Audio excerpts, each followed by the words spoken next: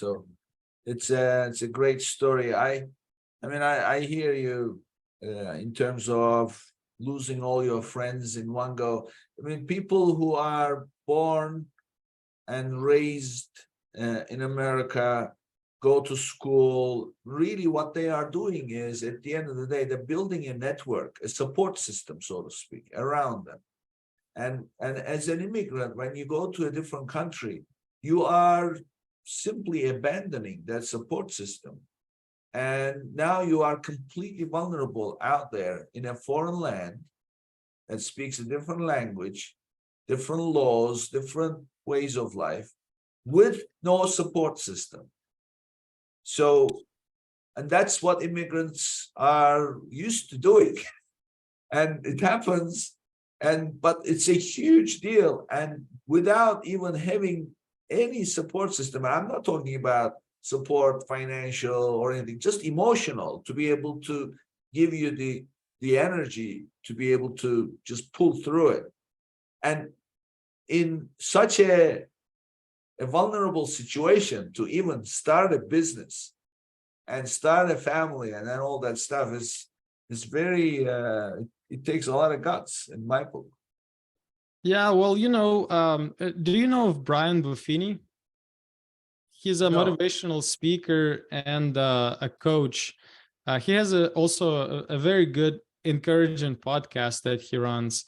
So Brian Buffini wrote a book. He's from Ireland, and his story goes something like this. So when he was a teenager, I think he was like 18, he came to US to visit. He got into a bad motorcycle accident, basically spent months and months in the hospital. He came here with like $100 in his pocket. So, and then after doctors fixed him up, he was in debt with like $500,000. So he got into real estate, and now he has one of the most successful real estate coaching companies. And he wrote a book called An Immigrant Edge, which is kind of cool, where he argues that immigrants, simply because they come in from other places in the world that may not be as prosperous as US, once they get here, once they realize the potential and what they can build here, they put extra effort in doing whatever it takes to get the most out of this experience of living in the States. And so I think there may be something to it. I grew up in, I don't want to say in poverty, because my mom was taking a good care of me, but definitely, Ukraine back in the 90s, very devastated after collapse of USSR. People lost their savings. There was homelessness and drunkenness. And I remember coming after school, and the government turned off the light, turned off the gas, turned off the heat, even in the dead of winter. They were saying that there's shortage in the country, energy shortage. And so they decided to conserve all of these, utilities right during the time where people come home from work, from school. And so it was crazy. You come home after school, it's dark, it's cold, and you can't even cook yourself a dinner. So, well, Vlad, what I can say in really two words that I think you find in most immigrants who try to build a life for themselves, and it's they learn to be self-reliant.